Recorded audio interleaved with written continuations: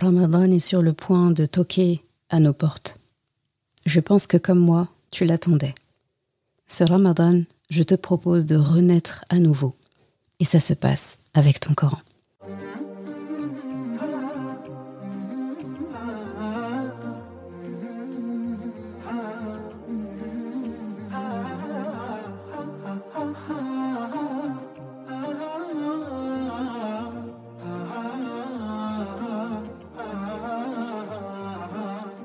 Bienvenue sur Coran de ton cœur, le podcast qui t'aide à reconnecter ton cœur à ton Coran.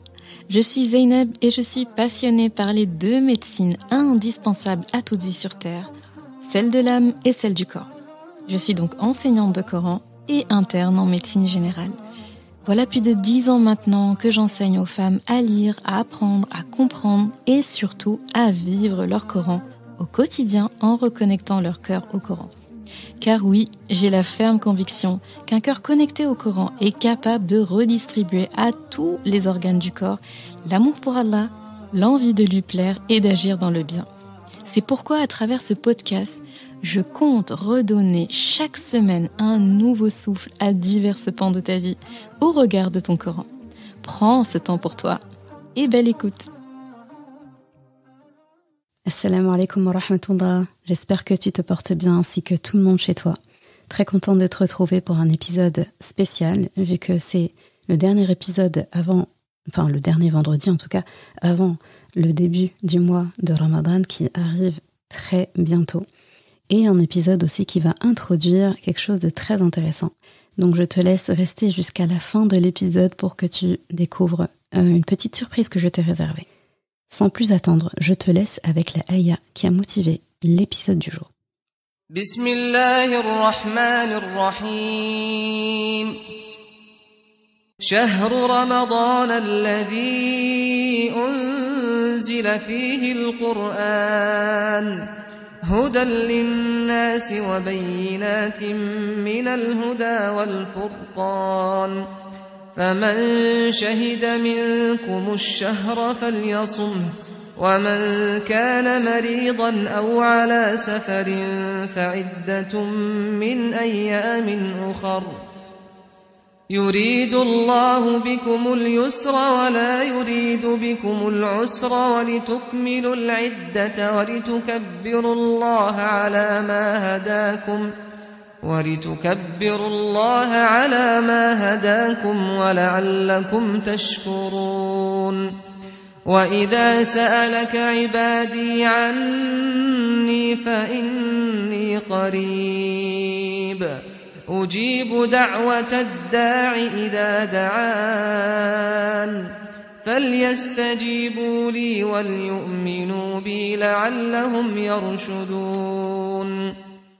Le mois de Ramadan, au cours duquel le Coran a été descendu comme guide pour les gens, épreuve claire de la bonne direction et du discernement.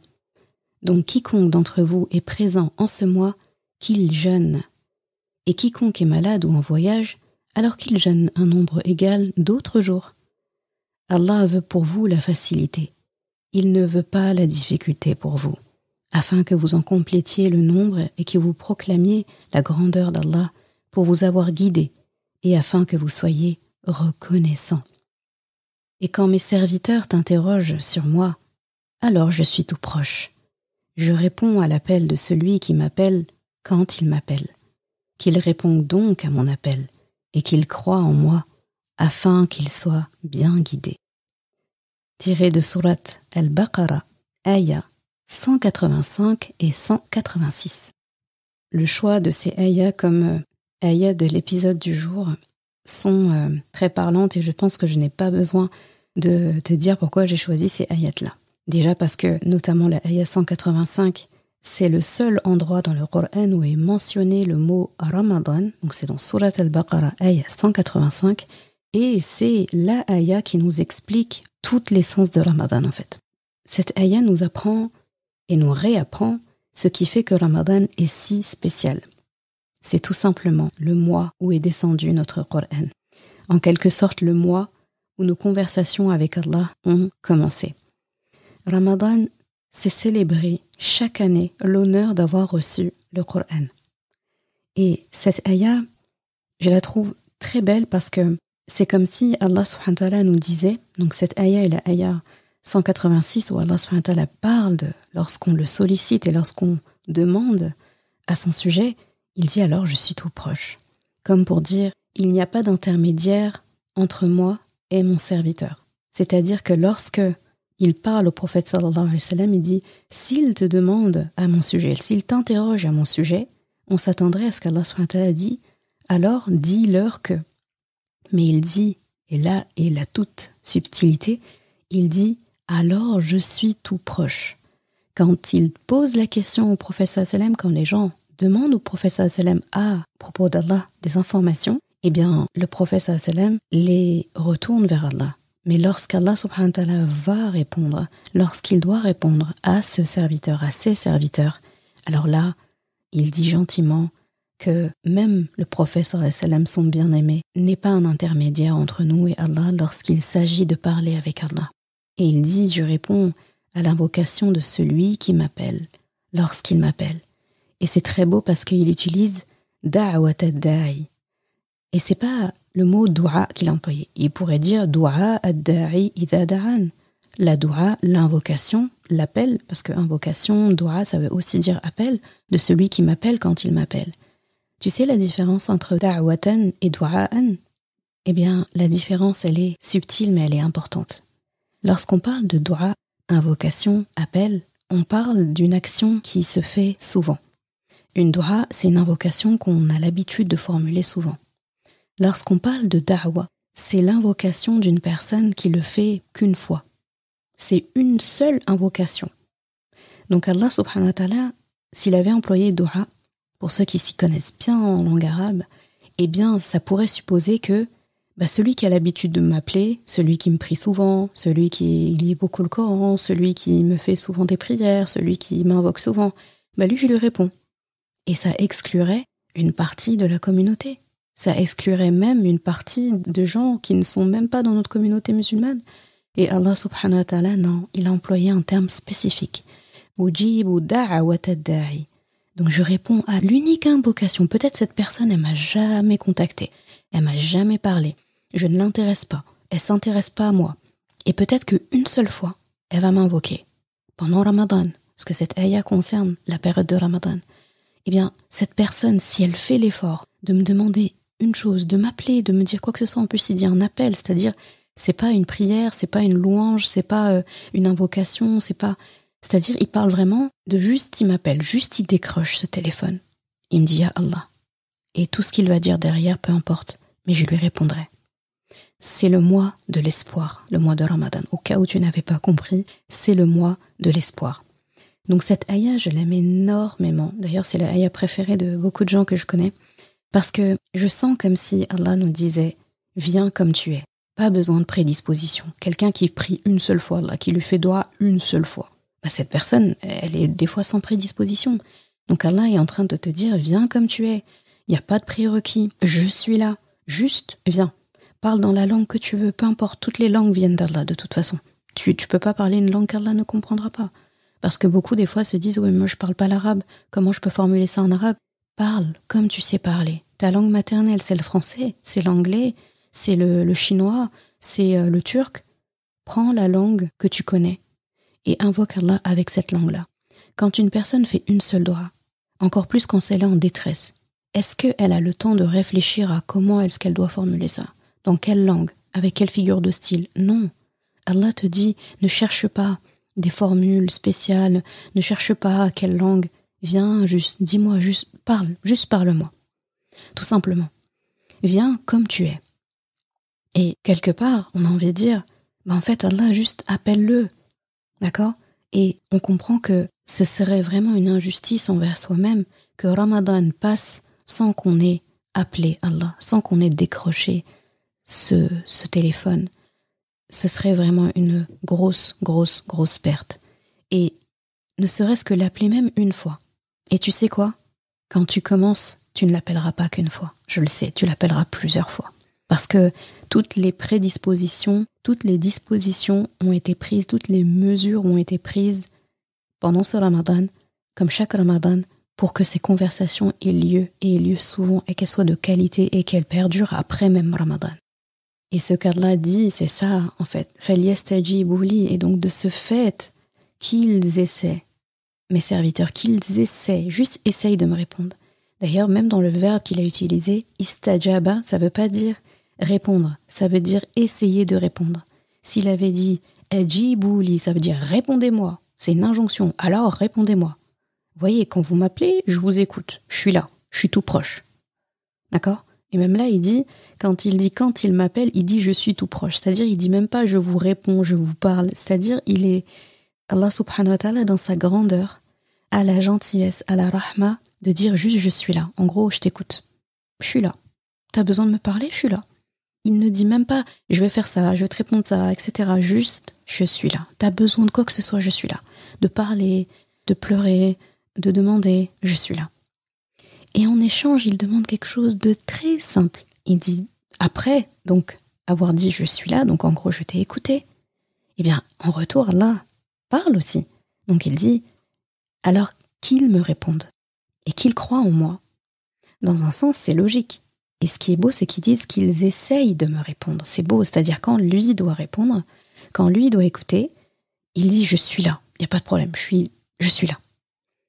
Mais quand il s'agit de toi, il te dit essaye, juste essaye de me répondre. Parce qu'Allah subhanahu wa ta'ala va nous récompenser et va nous juger pas seulement sur nos actions et leurs résultats, mais aussi sur nos intentions. Et ça, c'est quelque chose d'impalpable. Personne ne peut sonder tes intentions. Personne ne peut savoir que tu avais envie de faire telle bonne action et qu'elle n'a finalement pas été faite. Les gens ne peuvent pas deviner en fait les plans que tu as dans la tête tant que tu ne les formules pas. Allah, lui, il les sait. Et il dit essaye, juste essaye. Essaye de me répondre. Montre un peu d'intérêt, juste un peu. Donc il te demande de l'écouter quelque part. Parce que s'il dit et qu'il me réponde, ça veut dire qu'il a parlé. Si on veut répondre à quelqu'un, ça veut dire qu'on doit d'abord l'écouter. Si tu n'écoutes pas, tu peux pas répondre à quelqu'un parce que tu sais pas qu'est-ce qu'il veut dire. Tu sais pas qu'est-ce qu'il a dit. Donc ça sous-entend écoute Allah. Écoute-le d'abord. Et là, ça renvoie, tu te rappelles, dans les épisodes où je parle de la conversation avec Allah, apprendre à écouter, puis ensuite apprendre à parler. On avait dit que avant de parler, il faut écouter. Et la bienséance veut que ce soit la personne la plus importante et la personne qui est le plus digne, en fait, de parler en premier, c'est Allah. Et nous, notre dignité et notre grandeur, elle est dans le fait de l'écouter d'abord avant de parler. Donc Allah te demande de l'écouter d'abord. Parce que tu peux pas répondre si tu n'as pas écouté. Donc c'est une véritable conversation. Tu sais, je pense que là je peux le dire haut et fort, alors que d'habitude on n'aime pas ces formules. La méthode miracle, j'ai bien dit la méthode miracle, pour réussir et avancer dans ta vie et atteindre ton paradis, c'est maintenir des conversations de qualité avec Allah. Tu te dis, je l'écoute et je lui réponds. D'accord ? Ça commence comme ça. Puis il m'écoute et il me répond. Donc j'écoute Allah à travers sa parole, le Coran, et je lui réponds par le dhikr, par la salat, par les doigts. Et puis, ensuite, c'est lui qui m'écoute, à travers mes doigts, à travers mes invocations, à travers mes prières. Et il me répond à travers les bienfaits dans ma vie, à travers les épreuves, à travers toutes sortes d'événements et de biens qu'il m'accorde dans la vie. Donc, voilà une conversation de qualité. Le mois de Ramadan est un mois de l'espoir. C'est comme un voyage en tête-à-tête avec Allah, des retrouvailles. Ce sont des conversations avec Allah qui doivent avoir lieu pendant Ramadan. Allah veut que tu reviennes vers lui. Il veut que tu lui parles. Il veut que tu lui demandes. Et en échange, toutes tes bonnes actions sont démultipliées. Elles sont tellement démultipliées qu'en fait, la récompense, il n'y a que Allah qui la connaît. Il n'a même pas voulu nous donner, en fait, le barème avec lequel il va calculer notre récompense. Tellement notre esprit d'être humain ne peut pas compter. Tu imagines ? Et il y a d'autres dispositions qu'Allah subhanahu wa ta'ala prend pour que cette conversation se passe bien et ait lieu, et qu'il n'y ait rien qui vienne interférer. Et c'est dans un hadith du prophète sallallahu alayhi wa sallam, d'après Abu Huraira, radiyallahu anhu, où le prophète sallallahu alayhi wa sallam dit « Lorsque vient Ramadan, les portes du paradis sont ouvertes, les portes de l'enfer sont fermées et les démons sont enchaînés. » C'est un hadith que tu trouveras rapporté par Bukhari et Muslim. Donc il est authentique. Je trouve ce hadith magnifique parce que il nous apprend qu'Allah subhanahu wa ta'ala ne veut tellement pas en fait qu'on soit dérangé dans nos conversations avec lui pendant ce mois de Ramadan. Il veut tellement pas en fait qu'il et toi soient dérangés dans vos conversations qu'il a décidé d'enchaîner Shaitan et ses démons. Pourtant, il a autorisé par le passé Shaitan à faire tout ce qu'il peut pour faire dévier les enfants de Adam de la voie, pour ramener le maximum de personnes en enfer et pour que le minimum de personnes retrouvent le chemin du paradis. Et Allah lui a accordé ce délai. Il lui a accordé en fait ce qu'il a demandé. Sauf pendant Ramadan. Là, il s'est dit « Ah non, là, non, il a fait une entrave. » En gros, je le vois comme s'il envoyait Shaitan en congé forcé pendant ce mois pour que Allah et toi ne soyez pas dérangés. Donc on voit vraiment à quel point on doit vraiment être important en fait aux yeux d'Allah pour qu'il prenne de telles mesures en fait, pour qu'il ait mis en place de telles dispositions. C'est comme si tu entrais dans une magnifique pièce, une belle pièce, et qu'elle se referme derrière toi, et qu'il soit inscrit derrière la porte, surtout ne pas déranger. Genre il y a des grandes conversations qui sont en train d'opérer là, on ne veut pas être dérangé. Et le fait que les portes du paradis soient ouvertes, ça c'est pour nourrir cet espoir. Les portes de l'enfer soient fermées, c'est comme si Allah disait non, en fait, tous ceux qui atteignent le mois de Ramadan, c'est humainement, consciencieusement, pas possible en fait que vous ayez un chemin vers l'enfer. C'est pas possible. Vous êtes en conversation avec moi. Vous êtes en train d'être en ibada, en grande adoration avec moi. C'est le mois du Coran. C'est-à-dire Allah subhanahu wa ta'ala part du fait que l'enfer, il faut fermer la porte. C'est même pas la peine. C'est comme s'il nous disait no way. Il n'y a aucune espèce de raison qui ferait qu'en fait tu puisses te diriger vers l'enfer, pas pendant ce mois. Donc il ferme la porte. Donc ça c'est le grand espoir et la grande estime qu'il nous porte. Et il ouvre les portes du paradis. Là je le vois aussi comme un message tel que c'est ta maison. Pendant tout le mois de Ramadan je le laisse ouverte. Tiens tu peux entrevoir là, regarde. C'est ouvert. C'est chez toi, je le laisse ouvert. C'est vraiment magnifique en fait. Ça dépasse l'entendement tellement c'est magnifique. Ramadan, c'est vraiment le mois où tu te reconnectes finalement à toi-même. Vu que Shaitan est enchaîné, les démons sont enchaînés. Donc il n'y a personne qui vient te susurrer quelque chose aux oreilles. Il n'y a personne qui vient te donner de mauvaises idées. Il n'y a personne qui vient te titiller. Donc comme les perturbateurs ne sont plus là, tu te retrouves seul face à toi-même finalement. Ça te permet de corriger des choses, ça te permet de t'écouter, de regarder vraiment comment tu penses, comment tu agis, quels sont tes plans. Est-ce que tu fais plutôt ci? Est-ce que tu fais plutôt ça? Ça te permet de te réformer, ça te permet d'être honnête avec toi-même. Ça, franchement, c'est pas une bonne habitude. Faut que j'arrête. Ça, c'est une bonne habitude, faut que je l'améliore. C'est l'occasion. Les portes du paradis sont ouvertes. Ça motive à multiplier. Les démons sont enchaînés. C'est-à-dire que je peux même pas leur mettre sur le dos des mauvaises actions que je fais. Là, pour le coup, c'est moi et moi. C'est-à-dire que si je fais ça pendant le Ramadan, ça voudrait dire que j'ai l'habitude de le faire. Ça voudrait dire que c'est quelque chose auquel je me suis accoutumée. Donc, il faut que je profite de cette période joker pour intensivement corriger cette chose-là, pour que lorsque les démons sont relâchés à nouveau, on leur dise « Eh oh, tu vas pas me la refaire, hein, c'est bon. Je me suis vaccinée contre ça. » Et là, au moins, même si on retombe dans certains travers, on a conscience, on a ce sentiment de regret. Et on ne souhaite pas en fait décevoir Allah, on ne souhaite pas se décevoir soi-même en se disant franchement, t'as bossé en fait pour arrêter de faire ça. Pourquoi tu retournes dedans? Qu'Allah fasse que ça nous arrive même pas de retomber dans des travers. Et maintenant, parlons du Coran en lui-même. Ce Coran qui fait de Ramadan la préciosité de Ramadan. Si on parle de Ramadan, c'est parce qu'on parle du Coran. C'est le mois où le Coran est descendu. Donc, finalement, tu comprends que pas de Coran, pas de Ramadan en vrai. Pas de Coran, pas de délices, pas de Coran, pas de kiffance quoi.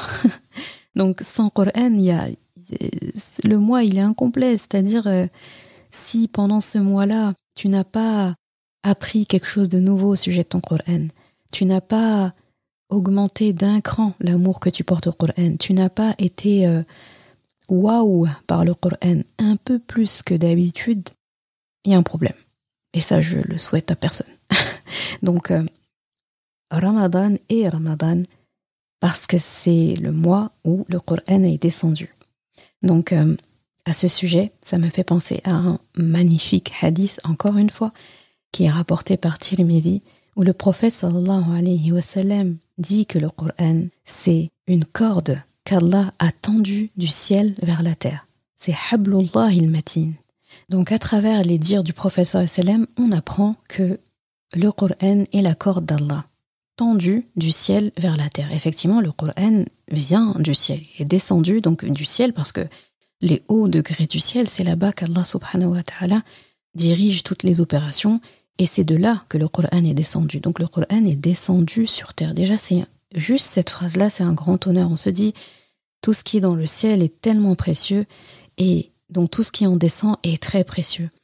Et subhanallah, nous, on est sur terre, donc c'est beaucoup plus bas que le ciel et pourtant, on vit avec quelque chose qui nous vient des plus hauts degrés du ciel. C'est très beau. De la même façon, une fois, j'avais un proche en fait qui me disait « Est-ce que tu te rends compte ? Papa Adam et maman Hawa sont aussi descendus du paradis. Et le paradis, c'est en haut, quoi. Donc, tout ce qui descend du paradis a de la valeur. Et papa Adam et maman Hawa sont descendus sur terre, mais ça n'a pas enlevé leur valeur. Parce que de base, ils viennent du paradis. Donc, c'est de la grande valeur qui est descendue même sur terre. Et c'est normal que ce soit de la grande valeur qui retourne vers le ciel. J'ai trouvé en tout cas ça très beau. Donc voilà, papa Adam et maman Hawa sont descendus du ciel comme le Coran est descendu du ciel. Donc ne pas comprendre que le Coran est fait pour nous, est censé être ce grand ami, il a fait le même trajet finalement que nous, que nos ancêtres. Papa Adam et maman Hawa, c'est passé à côté d'une pépite en fait. Donc étant donné que la corde d'Allah, le Coran, d'ailleurs Allah le dit aussi dans le Coran, wa'tasimu bihablillahi jami'a, donc cramponnez-vous fermement tous ensemble au câble d'Allah. Là, tous les tafsirs sont d'accord pour dire que ce câble d'Allah, cette corde d'Allah n'est autre que le Coran. Donc étant donné que la corde d'Allah tendue du ciel vers la terre, d'accord, on est descendu du paradis, donc on est descendu d'en haut vers le bas, donc vers la terre, eh bien ce serait logique qu'il y ait un moyen de retourner vers le paradis. C'est-à-dire c'est pas une voie sans retour, c'est pas un voyage sans retour. Si quelque chose descend du paradis vers la terre, c'est forcément qu'il y a un retour. D'accord ? Il n'y a pas d'aller sans retour en vrai dans la vie. Eh bien, le Coran, tout simplement. Le Coran est ce câble. Lui, il est toujours là, il est permanent. Et Allah subhanahu wa ta'ala parle aussi de sa corde en parlant du Coran, en disant que c'est comme urwatil wuthqa lan fisama laha. Donc dans Surat al-Baqarah, à la ayah 256, Allah subhanahu wa ta'ala donne une autre description de ce câble en disant pour ceux qui croient en Allah, en gros, et saisissent fermement l'anse la plus solide. Donc c'est pas seulement la corde, ils tiennent le bout de la corde qui est la plus solide, d'accord ? Et qui ne peut se briser. Donc ça nous rassure, parce que quand on entend une corde, on a envie de dire, ouais, une corde, ça peut se briser, ça peut se brûler, ça peut se couper. Allah, il dit, elle se brise pas. Donc là, c'est une réassurance en plus. Ça se brise pas. Donc le Coran, c'est logique. Il n'a pas de tortuosité, il n'a pas d'ambiguïté, il est clair, il est concis. Il n'y a pas de vague dans le Coran. C'est pas du à peu près. C'est direct, c'est droit, c'est rassurant en fait, c'est sécure. On se dit, c'est pas un truc qui va à droite, qui va à gauche, c'est sécure. Et bien forcément, la corde aussi, elle est sécure. Donc quand tu saisis l'anse la plus ferme là de ta corde, tu sais qu'en fait, c'est-à-dire, si jamais tu tombes par terre, c'est parce que c'est toi qui as lâché la corde. Impossible que tu t'écroules par terre ou que tu ne puisses pas rejoindre le paradis parce que la corde a un défaut. Ça viendra jamais de la corde. Elle se brûlera pas, elle cassera pas, elle peut pas se couper, elle se déchire pas, aucun intempérie ne peut l'atteindre. Donc tu sais que s'il y a un problème, s'il y a un souci avec la corde, c'est que c'est toi qui l'as lâchée. Donc ça aide aussi. Tant que tu te cramponnes, c'est pour ça qu'Allah dit cramponnez-vous fermement. Parce que finalement c'est le seul effort qu'il nous demande. Cramponne-toi, parce que la corde elle est nette. Et il dit que c'est une corde tendue. Hablullah il-matin, donc elle est tendue, bien tendue, du ciel vers la terre. Et nous, en fait, on doit faire le trajet de la terre vers le ciel, pour retrouver Allah, pour retrouver le paradis, pour retrouver notre maison. C'est important en fait, c'est vraiment notre job. C'est notre commerce avec Allah, il le dit. Il dit le bout du commerce, le gain que je te réserve, c'est le paradis. Donc les discours aussi qui disent, parce que j'ai déjà entendu des discours comme ça, non mais moi j'ai pas besoin qu'Allah il me promette le paradis pour le croire, et j'ai pas besoin qu'il me menace par l'enfer pour ne pas y croire, pour ne pas croire en gros. En fait ça c'est comme dire, je sais pas, c'est comme quelqu'un qui travaille dans une entreprise, qui fait des heures sup, qui travaille à pas d'heure et qui dit moi j'ai pas besoin qu'on me verse un salaire, j'ai pas besoin qu'on me paye pour montrer, en gros, pour que mon employeur sache que je suis quelqu'un de bien et que je travaille bien. Et j'ai pas besoin aussi qu'il me donne des pénalités pour m'empêcher de mal faire au boulot. Personne ne dirait ça. Aujourd'hui, je sais pas qui accepterait de travailler d'arrache-pied pendant des années, pendant toute la journée, pendant des heures, de louper des jours de vacances, de s'épuiser, de peu dormir, etc. Et dire derrière, moi j'ai pas besoin que tu me payes, hein.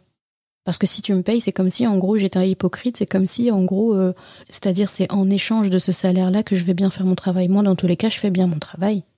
Ça n'existe pas. Alors pourquoi est-ce qu'on entend des personnes, heureusement, elles sont pas beaucoup, mais je pense que ça doit être des courants de pensée, malheureusement des voix, des tariqas qui sont dans l'extrême. Il y a des personnes, ils sont comme les Qur'aniyoun. Voilà, ceux qui prennent le Coran et qui rejettent les hadiths, ça aussi c'est aberrant parce que Allah dans le Coran dit à maintes reprises suivez Rasulullah. Donc c'est pas logique. Et en fait, il y a des personnes, j'ai déjà entendu ça très rarement heureusement, qui disent non, moi j'ai pas besoin qu'on me promette le paradis pour croire, hein. Normalement Allah doit lui vouer un amour inconditionnel. Celui qui attend le paradis derrière, c'est qu'il aime pas vraiment Allah. Ah là c'est compliqué là. Alors j'ai envie de dire c'est pas du tout ça le game, tu as tout faux, t'as tout mal compris en fait. Donc Allah dans le Coran dit, fait tout, nous incite à ce retour vers le paradis, et toi c'est comme si on te tend un cadeau, tu jettes. Ça c'est ne pas vouer un amour inconditionnel à Allah. Il te donne quelque chose et tu le rejettes. Bon, nous en tout cas on n'est pas de ça, donc on va même pas s'attarder là-dessus. Nous on veut les cadeaux, on veut retourner au paradis, aucun problème. Dites-nous où on signe, on prend. Donc du coup la question c'est, paradis c'est où la voie? Dis-moi le chemin, à quelle heure on arrive, voilà. Ça, c'est ça qui est important pour nous. Donc, le Coran est descendu vers nous pendant Ramadan. Chaque année, avec Ramadan, on célèbre le fait qu'Allah nous a fait ce gros cadeau, nous offre ce gros espoir. Ramadan vient te rappeler la promesse d'Allah, celle du retour vers le paradis. Il l'a promis à Papa Adam et Maman Hawa lorsqu'il les a fait descendre du paradis, qu'ils auraient une voie de retour. Donc, nous, en suivant le Coran, on suit cette promesse d'Allah. Ce Coran vient nous rappeler la promesse d'Allah. C'est pour cette raison qu'il enchaîne Shaitan, Iblis. Ça me fait penser aussi que quand tu regardes le prénom d'Iblis, sa racine, donc du verbe ablasa, c'est le fait de perdre espoir. Donc Iblis, juste par son prénom, c'est quelqu'un qui perd espoir. C'est quelqu'un qui n'a pas d'espoir. Et d'ailleurs, toutes ses actions, toutes ces manigances, tout ce qu'il va chercher à faire dans ta vie, c'est de te faire perdre espoir. Parce qu'il sait que si tu gardes espoir, c'est fini. Tu vas forcément retourner vers le paradis. Celui qui a espoir d'aller au paradis, il y va. Il va y arriver. L'espoir fait tout. Quand on a espoir en Allah, on est le plus riche. Et on va forcément arriver au bout. Parce que celui qui place ses espérances envers Allah, il ne peut pas échouer. Et Shaitan le sait pertinemment. C'est pour ça qu'aujourd'hui, il y a des problèmes d'estime de soi, de confiance en soi. Il essaie de te prouver que t'es moins que rien. Quand tu as une voix dans ta tête qui te dit « Oh mais de toute façon, regarde, elle a mieux réussi que toi. De toute façon, regarde, t'as été nul, t'as fait ça. Oh mais laisse tomber, celui-là, personne ne se mariera avec toi. Mais tu peux pas être une bonne mère. Mais il y a ceci, et puis cela, et puis l'autre. Non, tu vois, ton boss, il te donnera pas de promotion. Oh, tu n'arriveras pas à faire ça. À quoi bon ?» Et donc, en fait, ces phrases qu'on rumine, elles nous viennent pas de nous. Parce que nous, de base, on a de l'espérance. On est les riches, les dignes héritiers de Papa Adam et Maman Hawa. Et eux, quand ils sont descendus du paradis, ils sont pas descendus avec la perte d'espoir, au contraire. Leur première phrase, ça a été de demander pardon à Allah, de demander la guidance à Allah. Quelqu'un qui n'a pas d'espoir, il demande pas ça. Il n'a pas l'énergie de demander à ce qu'on l'aide. Parce qu'il part du fait déjà qu'il n'y a plus d'espoir. Donc si tu peux faire quelque chose sur Ramadan, c'est de t'entraîner à ne jamais perdre espoir. Finalement, le red flag, la ligne rouge à pas franchir, c'est perdre espoir. Parce que quand tu perds espoir, tu es en train de, quelque part, de t'inscrire dans les héritiers de Iblis, quoi, de Shaitan. Parce que les héritiers de Shaitan, c'est les héritiers du désespoir. Tous ceux qu'il va amener en enfer, c'est tous ceux à qui il a réussi à faire imprimer dans leur tête, dans leur action, dans leur corps, dans leur habitude, il n'y a pas d'espoir. C'est mort. Cherche pas. Adam est descendu, Hawa est descendu. Ils ont fait une erreur. Laisse tomber. Il va te dire, et si tu me crois pas, même moi, Iblis, je suis descendu du paradis. J'étais un bon serviteur avant, jusqu'à ce qu'il me ramène Adam, il me demande de me prosterner devant lui, alors que moi, ça fait longtemps que je suis fidèle. On vient, on lui donne un poste et tout, et moi, voilà. Je te dis tout ça pour que tu comprennes, en fait, la psychologie avec laquelle Iblis a raté sa vocation, a raté sa vie. Parce qu'en fait, il a typiquement eu cette pensée que beaucoup ont, malheureusement, que ce n'est pas parce que quelqu'un est très bien que toi, tu es moins bien. Je l'ai déjà souvent dit dans les réseaux sociaux, c'est pas parce qu'une personne est très belle que toi, tu ne l'es pas. C'est pas parce que quelqu'un est très compétent dans quelque chose que toi, tu ne l'es pas. C'est pas parce que telle personne est très riche que toi, tu es moins riche. Je sais pas si tu comprends. Shaitan, toute son action va être de te comparer aux autres. Et lorsqu'il va te mettre face à des personnes qui ont atteint un niveau, qui ont réussi quelque chose, il va faire que tu te regardes en te disant « Bah moi, regarde, je n'ai rien, je ne suis rien, j'ai pas ça ». Pour te faire oublier tous les bienfaits que tu as déjà. Et ça, c'est la pire chose qui puisse arriver à un être humain, c'est de tomber là-dedans. Parce que lui, c'est exactement ce qu'il a fait, donc c'est ce qu'il connaît. Donc c'est pour ça qu'il emploie la même formule, pas gagnante pour le coup, avec nous. Qu'est-ce qu'il s'est dit? Il s'est dit, moi j'étais un bon serviteur, j'étais au paradis, ça se passe bien, je suis un djinn parmi les djinns, parce que lui il était dans la catégorie des djinns et nous des êtres humains, ça se passait bien, et un jour on crée un être humain, il a été créé d'argile, moi je suis créé de feu, et là Allah il demande à tous les habitants du paradis, tout le monde, anges, et Iblis faisait partie des habitants du paradis, il dit prosternez-vous. Donc en gros, c'est comme s'il disait aux anges et autres, j'ai beaucoup d'espoir en cette créature et je vous demande de vous prosterner devant lui. Là, Iblis, qu'est-ce qui se passe dans sa tête et qui a fait que justement il a flanché vers la mauvaise passe? C'est qu'il se dit, attends. Donc lui, il vient d'arriver, Allah l'a façonné, il l'a créé, il lui a mis son ruh, etc. Et moi, en fait, alors que je suis là depuis longtemps, au lieu d'avoir une promotion, au lieu qu'on me donne le rôle de chef de projet et tout, pourquoi c'est pas à moi qu'on demande de se prosterner? J'ai quand même beaucoup travaillé. Lui, c'est le dernier arrivé, et hop. Et pourquoi? Après, il dit non. Et là, il est injuste envers lui-même en disant, tu l'as créé d'argile. Moi, tu m'as créé de feu. Sauf que ce qu'il a omis, c'est qu'Allah, il n'a pas seulement créé d'argile. Iblis a omis tout le processus. Il a fait table rase de tout le processus. Parce que quelle est la différence entre nous et un lion, entre nous et un oiseau? Eux aussi, en fait, sont des êtres créés d'argile. Eux aussi sont de la matière terre. D'accord? La différence entre nous et eux, elle est, s'ils parlent d'argile, en fait, il nous met au même rang que eux, en disant juste, en gros, nous, on est juste un peu plus intelligents, quoi. Mais Allah, c'est pas ça qu'il dit dans le Coran. Quand il dit, Ya ayyuhal insanu, ma gharraka bi rabbikal karim. Donc, oh, être humain, qu'est-ce qui t'a fait dévier? Qu'est-ce qui t'a fait fuir? Qui t'a fait partir de ton Seigneur? Et après, il dit, Alladhi khalaqaka, fasawwaka, fa'adalak. Donc, celui qui t'a créé, d'accord? Et il t'a façonné.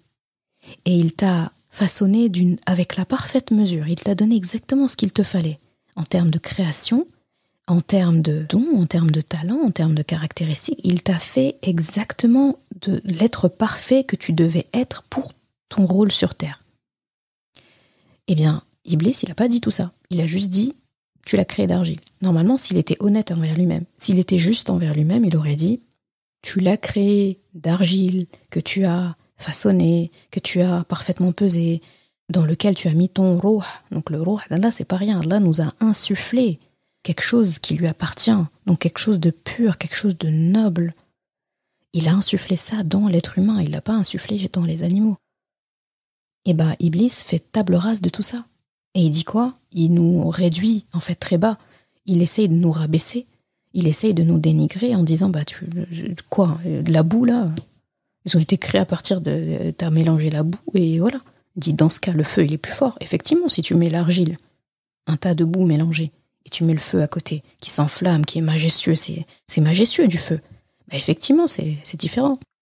Eh bien, là, il a été injuste. Donc, dès le départ, son calcul était faux. Et il a continué son chemin avec cette vision-là. Typiquement, Adam est grand, donc moi, forcément, je suis mauvais, je suis nul.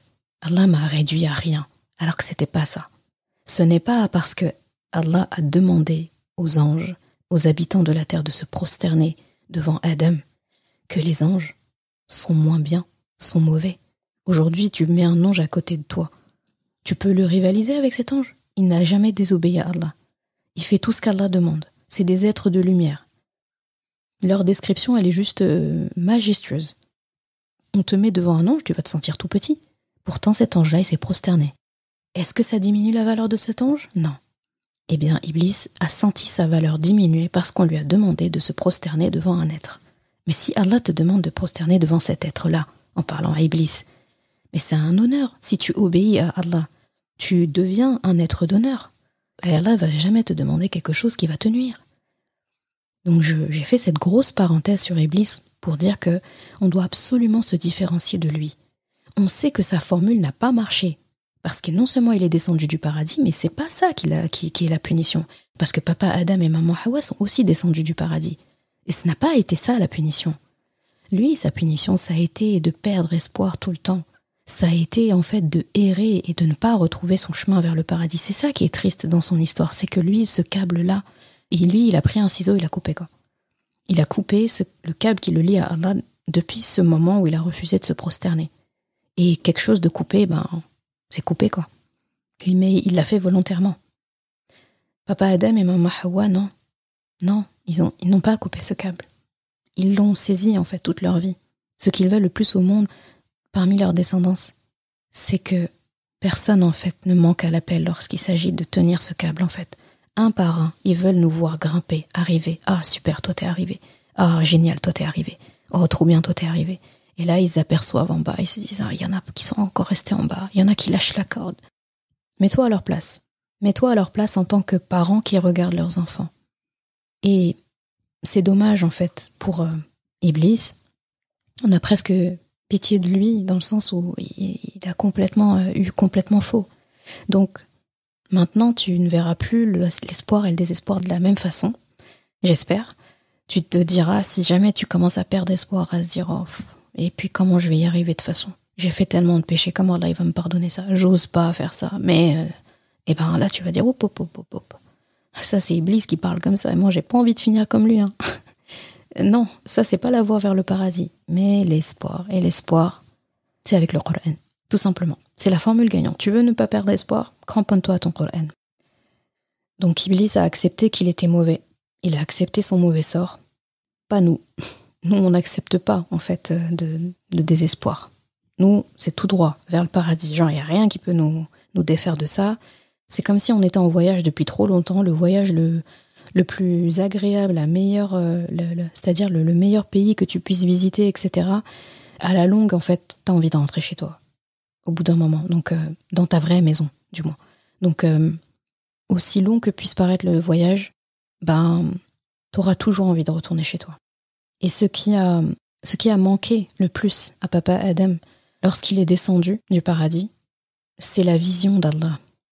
C'est ces conversations directes avec Allah. Au paradis, il pouvait voir Allah directement. Il pouvait lui parler directement. Je pense que la chose qui a dû être le plus dur pour lui, et pour maman Hawa aussi, c'est de perdre en fait ce lien direct avec Allah. Eh bien, Allah lui a permis de retrouver ça. Et nous, pareil. Et c'est avec le Coran, en fait. C'est un lien qu'on recrée avec Allah. C'est une corde qu'on attrape pour retourner au paradis. Je crois que je l'ai suffisamment dit. Le paradis, c'est notre héritage aussi. C'est comme notre droit de succession, nous venons de papa Adam et de maman Hawa. Mais à la différence des autres héritages où il n'y a pas de conditions pour les toucher, eh bien cet héritage-là, il est soumis à un contrat. Et ce contrat, il est dans notre Coran. Et dans notre Coran, il y a aussi la formule de retour vers cet héritage, ce paradis. Il y a les astuces, il y a les warnings, il y a toutes les infos nécessaires. Et c'est notre Coran qui nous donne tout ça.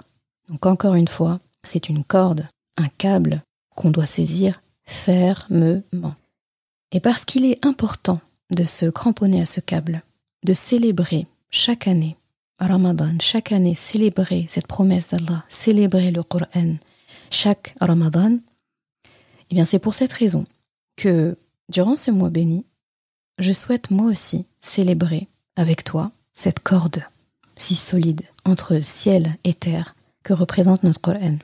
J'ai donc décidé de te donner rendez-vous sur le podcast chaque jour, du lundi au samedi, dès l'aube, pour parcourir les récits de notre Coran.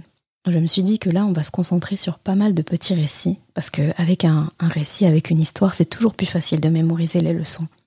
Donc ce sera un récit, une leçon, à emporter dans ton sac de voyage vers le paradis. Qu'est-ce que t'en dis ? Donc ce seront des épisodes courts, concis, riches. Donc là, ça va être un vrai défi pour moi, parce que les épisodes courts, je suis pas douée, mais on va y arriver. Tout ça pour redécouvrir notre histoire, redécouvrir les leçons du passé, les grandes figures qui sont passées avant nous. Donc prépare-toi à savourer la nouvelle série que j'ai intitulée Ramadan Naissance. Car chaque Ramadan est censé être ta renaissance et chaque Ramadan est censé être ta station d'essence. Merci d'avoir écouté cet épisode. Et comme toujours, si ce podcast t'a apporté du bien, alors une chose à faire, t'abonner pour ne rien rater. Et si il te semble pouvoir être utile à d'autres personnes, sens-toi libre de le partager et même de laisser un commentaire et la note de ton choix sur ta plateforme d'écoute préférée. Ce sera une belle manière de me faire savoir que ce podcast doit continuer et être écouté par le plus grand nombre. Je confie à Allah subhanahu wa ta'ala le soin de préserver ta foi, ton honneur et ton cœur. Je te laisse à présent passer un bon moment avec ton Coran et je te dis à vendredi prochain pour un nouvel épisode. Assalamu alaikum wa rahmatullah.